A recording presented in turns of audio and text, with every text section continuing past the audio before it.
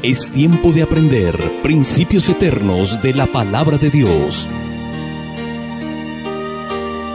En Tiempo con Dios, el pastor Óscar Mauricio Caicedo. Reciban un cordial saludo, amables oyentes, que el Dios de paz, el Padre de nuestro Señor Jesucristo, sea con todos ustedes en este día que Él creó. Qué alegría poder estar nuevamente con todos ustedes a través de este medio de comunicación para estudiar su bendita palabra. Les ruego por favor disponer su corazón para orar y encomendar este estudio en sus santas y preciosas manos. Padre Celestial, Creador de los cielos y la tierra, una vez más te damos gracias por darnos el privilegio de estar reunidos en torno a tu palabra para conocer más de ti y entender tus santos propósitos y tu perfecta voluntad para nuestra vida. Gracias Dios por cada amable oyente, donde quiera se encuentre, Señor, dales tu paz, tu consuelo y tu fortaleza, y permite que a través del estudio de tu santa y bendita palabra, sus vidas sean confrontadas y transformadas para que obren conforme a tu santa voluntad y ellos manifiesten en su vida que Cristo vive en sus corazones. Te lo pedimos en el nombre de nuestro Señor y Salvador Jesucristo. Amén y amén. Continuamos con el estudio expositivo de la carta del apóstol Pablo a los Gálatas. Estamos estudiando el capítulo 2, los versículos 11 al 14. Dice la palabra de Dios: pero cuando Pedro vino a Antioquía, le resistí cara a cara porque era de condenar, pues antes que viniesen algunos de parte de Jacobo, comía con los gentiles, pero después que vinieron se retraía y se apartaba porque tenía miedo de los de la circuncisión. Y en su simulación participaban también los otros judíos, de tal manera que aún Bernabé fue también arrastrado por la hipocresía de ellos. Pero cuando vi que no andaban rectamente conforme a la verdad del Evangelio, dije a Pedro delante de todos: si tú, siendo judío, vives como los gentiles y no como judío, ¿por qué obligas a los gentiles a judaizar? El verso 13 nos dice que Pedro en su simulación hizo participar también a los otros judíos, de tal manera que aún Bernabé fue también arrastrado por la hipocresía de ellos. Como sabemos, este pasaje es en el cual Pablo confronta a Pedro cara a cara por el pecado de la hipocresía que estaba cometiendo, juntándose con los de la circuncisión y dejando de juntarse con los gentiles cristianos, porque temía que le criticaran, porque temía que le acusaran de ser un violador de la ley, etc. Es decir, Pedro se dejó arrastrar, en cierta manera, por el temor y por la falta de carácter y de convicción en cierto momento acerca de la doctrina del verdadero evangelio que Cristo le había enseñado. Pero ¿cuál fue el resultado de esta simulación o de esta hipocresía de Pedro?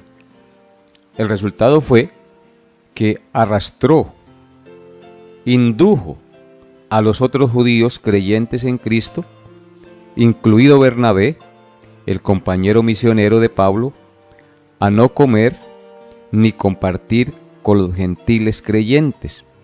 Así también nosotros, con nuestro mal ejemplo, podemos arrastrar a pecar o a hacer desviar de la verdad o a ser hipócritas o a tener una doble personalidad a otros creyentes si no guardamos nuestro testimonio como cristianos delante de ellos. Debemos recordar que el Señor Jesucristo condenó duramente la hipocresía de los fariseos que enseñaban una cosa, pero vivían otra. Dios no quiere eso de nosotros. Él quiere integridad. Él quiere sinceridad, que procuremos siempre respaldar con hechos la fe que profesamos. Él no quiere que la neguemos con nuestros hechos pecaminosos, ni en público ni en privado. Eso es lo que quiere el Señor de nosotros, que seamos transparentes, genuinos en nuestra fe. Aunque Pedro fue un líder y un apóstol de la iglesia, actuó como un hipócrita. Pedro sabía lo que debía hacer, pero se dejó llevar por la debilidad, por el temor de lo que pudieran pensar Santiago y los otros compañeros de Santiago. Se dejó arrastrar por el temor, y la Biblia dice en Proverbios 29:25 que el temor del hombre pondrá lazo. Si nos dejamos nosotros arrastrar por el temor del qué dirán, del qué puede pasarnos, nosotros somos arrastrados a ser hipócritas y a no ser genuinos en nuestra fe que profesamos. Pablo sabía que tenía que enfrentarse a Pedro antes de que sus acciones dañaran a la iglesia, y por tanto lo enfrentó públicamente, cara a cara. No estuvo con rodeos, sino que fue y lo enfrentó públicamente cara a cara. No le habló a espaldas. Hay algo muy importante que hizo Pablo, y es que no fue a los otros líderes, no escribió a las otras iglesias indicando que no siguieran el ejemplo de Pedro. Es decir, Pablo no regó el chisme para no dañar la reputación de Pedro. En cambio de eso, se enfrentó a Pedro cara a cara para corregirlo, para hacerlo entrar en razón y que enderezara sus pasos y volviera a la senda recta. Algunas veces, cristianos, aun líderes, honestos, cometen o cometemos errores, siendo necesaria la participación de otros cristianos sinceros para hacernos o hacerles recapacitar de su error. Si está convencido, amable oyente, que alguien está haciendo daño a su propia vida o a la iglesia, intente un acercamiento directo con él. No se ponga a regar el chisme. No hay lugar en el cuerpo de Cristo para mantenerse al margen y tampoco para regar el chisme y murmurar. Lo correcto, lo que debemos hacer es ir a la persona directamente y con amor, con humildad, pero con decisión, confrontarlo con su pecado. Si es un verdadero creyente, dirá lo que dijo el salmista en el Salmo 141, versículo 5. Es un texto muy importante. Si usted es creyente y lo corrigen, usted dirá lo mismo que dijo el salmista en este texto. Salmo 141, verso 5 dice: que el justo me castigue será un favor, que me reprenda será un excelente bálsamo, que no me herirá la cabeza, pero mi oración será continuamente contra las maldades de aquellos. Aquí el salmista nos dice claramente que cuando uno es creyente y el justo lo castiga o lo reprende por su pecado, dice que le hará un favor y que será un excelente bálsamo para su vida, que no le herirá la cabeza, sino que le traerá bien a su vida. ¿Por qué razón? Porque lo hará apartarse de su mal camino y volver a la senda recta por donde debe andar. Y así también nosotros, hermanos, siempre que veamos que alguien está cometiendo un error, analice la situación, no se ponga a regar el chisme y acérquese a esa persona y con amor, con misericordia, enfréntelo y dígale su error para que él reaccione y vuelva a la senda recta. El apóstol Pablo, en 1 Corintios, nos dice lo siguiente: no es buena vuestra jactancia. ¿No sabéis que un poco de levadura leuda toda la masa? Limpiaos pues de la vieja levadura, para que seáis nueva masa, sin levadura como sois. porque nuestra Pascua, que es Cristo, ya fue sacrificado por nosotros. Dice aquí el texto que no es buena la jactancia. Alguien estaba en la iglesia de Corintio practicando un pecado de inmoralidad y los hermanos no lo habían corregido, no lo habían enfrentado con su pecado para que dejara ese pecado, se arrepintiera y andara rectamente, sino que se habían hecho los de la vista gorda y lo habían dejado, lo habían tolerado, tal vez porque ese hermano tenía plata. Entonces Pablo les escribe y les dice: no es buena vuestra jactancia, es decir, vuestra tolerancia. ¿No sabéis que un poco de levadura leuda toda la masa? Si nosotros toleramos el pecado en la iglesia, si no lo enfrentamos, si no lo corregimos, si no hablamos con la persona que lo está cometiendo, ese pecado puede ir extendiéndose y contaminando toda la iglesia, de la misma manera que la levadura se va expandiendo por toda la harina y la contamina toda. Así también el pecado en la iglesia. ¿No sabéis que un poco de levadura leuda toda la masa? Por eso Pablo dice: limpiaos pues de la vieja levadura, es decir, apártense de ese pecado que aún quiere arrastrarnos, apártense de ese pecado, vístanse del nuevo hombre para que seamos nueva masa sin levadura, como debemos ser, porque Cristo, Él es nuestra Pascua, Él murió y pagó por esos pecados, y nosotros debemos pedirle al Señor que nos dé su gracia y el poder de su Santo Espíritu para ya no estar esclavo de ese pecado, sino vivir conforme a la voluntad del Señor. También nosotros debemos entender, como dice en Eclesiastés capítulo 7, verso 20, ciertamente no hay hombre justo en la tierra que haga el bien y nunca peque. Pedro era un apóstol, alguien que había sido discipulado directamente por el Señor Jesucristo, al cual se le había encomendado la predicación del Evangelio en medio de los judíos e ir por todo el mundo a predicar a Cristo. Sin embargo, este hombre pecó, como pecamos cualquiera de nosotros en este mundo, porque la escritura que acabamos de leer nos dice que no hay hombre justo en la tierra que haga el bien y nunca peque. Por eso nuestra mirada y nuestra confianza no debe estar en los hombres. Nosotros no debemos ser seguidores de hombres, sino de Jesucristo, porque cuando somos seguidores de hombres, los hombres nos van a desilusionar, porque no hay hombre justo en la tierra que haga el bien y nunca peque. Nosotros estamos siguiendo y debemos seguir es a Cristo, y Él debe ser nuestro ejemplo de vida, y nosotros no debemos confiar en los hombres. Y cuando el hombre de Dios peca, cuando el hombre de Dios comete un error, nosotros en amor debemos tratar de corregirlo para que vuelva a la senda recta y obre conforme a la voluntad de Dios. También en Eclesiastés, capítulo 10, verso 1, dice lo siguiente. Y es muy importante este texto también. Dice: las moscas muertas hacen heder y dar mal olor al perfume del perfumista.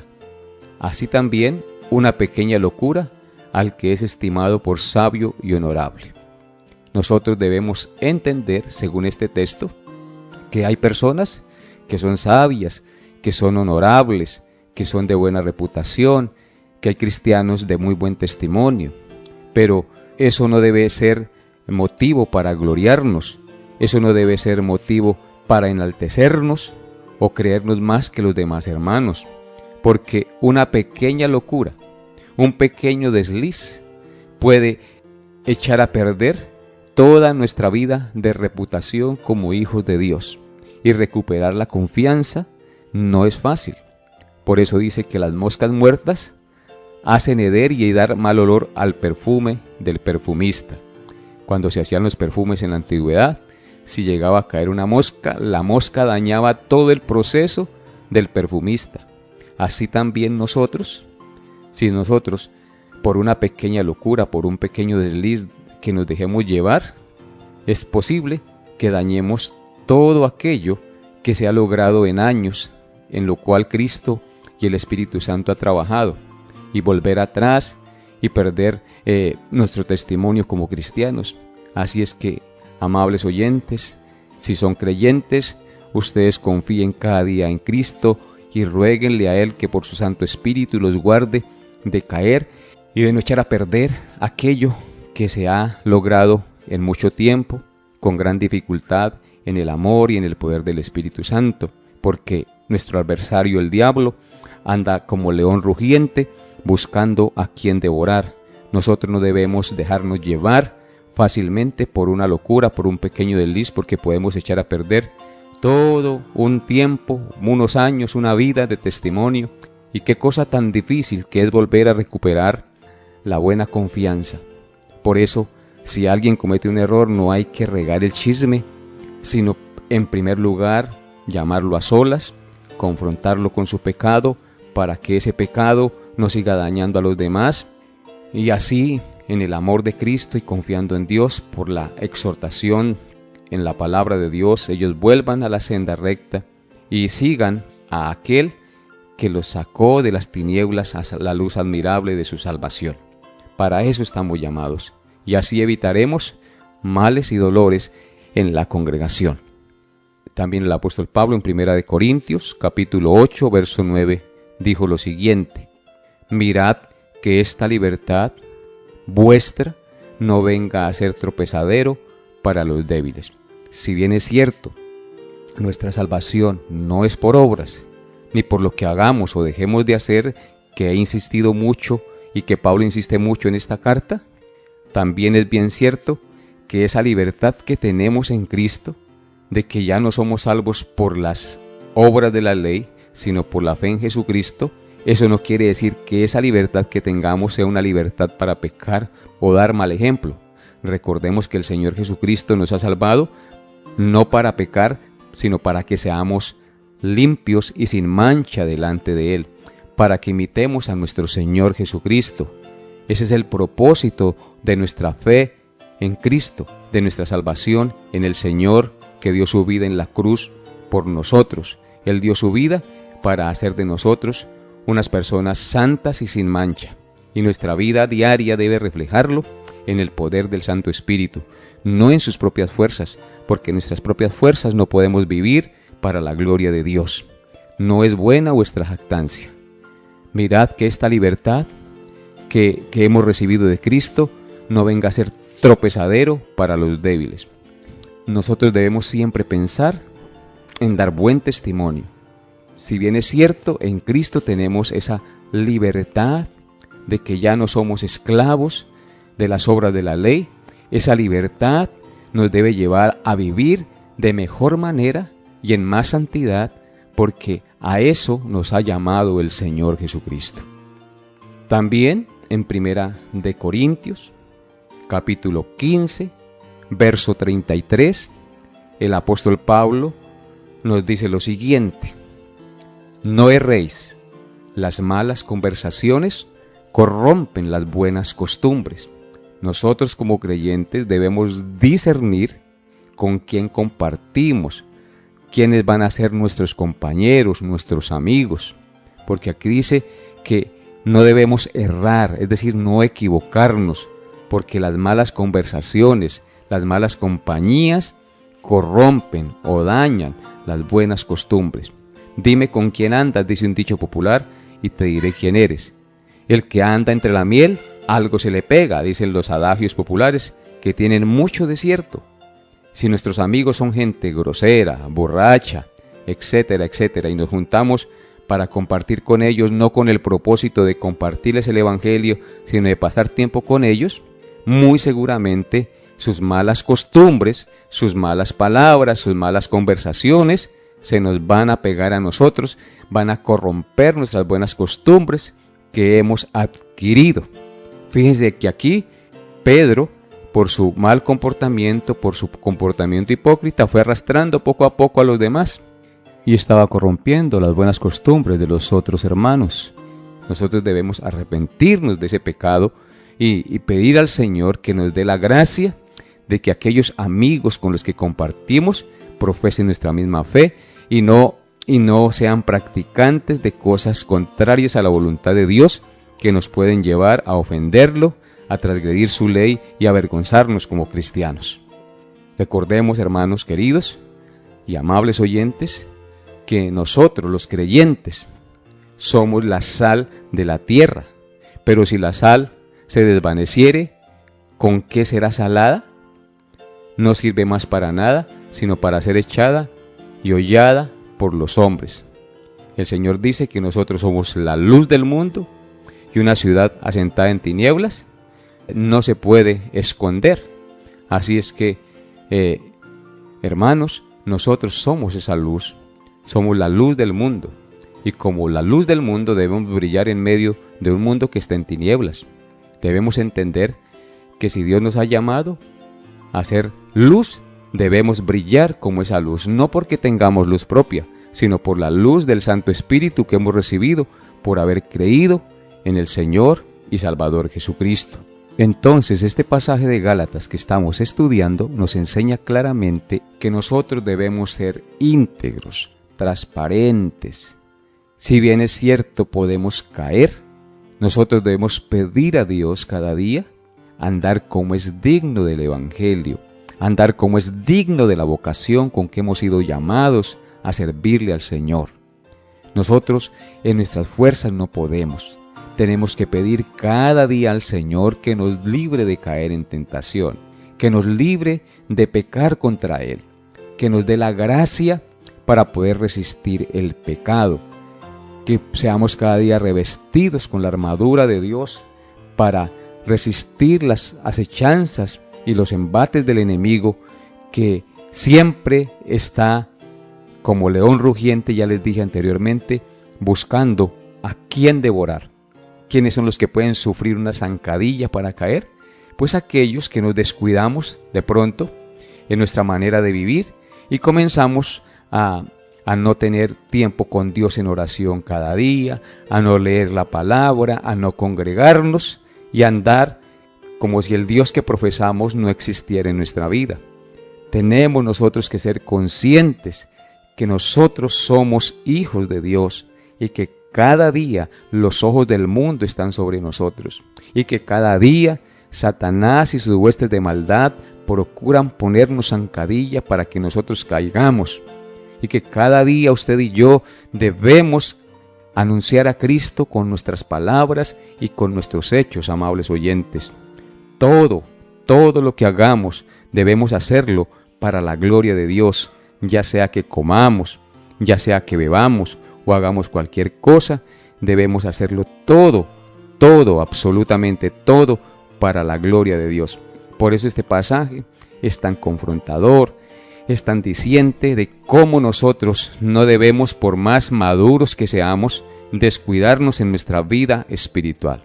Cada día orando, cada día teniendo comunión con la palabra del Señor, congregándonos lo más posible que sea, en los momentos que hayan servicios en la iglesia, para que nuestra vida espiritual no decaiga, sino que por el contrario crezca y nosotros seamos esa luz que impacta en medio de un mundo que está en tinieblas. Esta generación, recordemos lo que dice la Biblia, es una generación adúltera y perversa, y nosotros como hijos de Dios tenemos que impactarla con la verdad del Evangelio, pero no solamente con la verdad del Evangelio que está escrito en la Biblia, sino con la verdad de que hemos creído ese Evangelio y que por haberlo creído, ahora nuestras vidas han sido transformadas y producimos el fruto que producen los hijos de Dios. Ya no vivimos nosotros, sino que vive Cristo en nosotros, y todo lo que hacemos lo debemos hacer para la gloria de Dios. Así es que, amables oyentes, espero que este programa haya sido de gran bendición para sus vidas y que ustedes pongan en práctica esto que hoy han escuchado. Hasta aquí la enseñanza en este día. Nos vemos, Dios mediante, el próximo programa. Bendiciones a todos y que Dios los guarde en Cristo Jesús. Hemos llegado a la parte final de Tiempo con Dios. Agradecemos su fiel sintonía y deseamos que la paz de Dios, que sobrepasa todo entendimiento, guarde sus pensamientos y corazones en Cristo Jesús. Les esperamos en nuestra próxima emisión para tener un tiempo con Dios.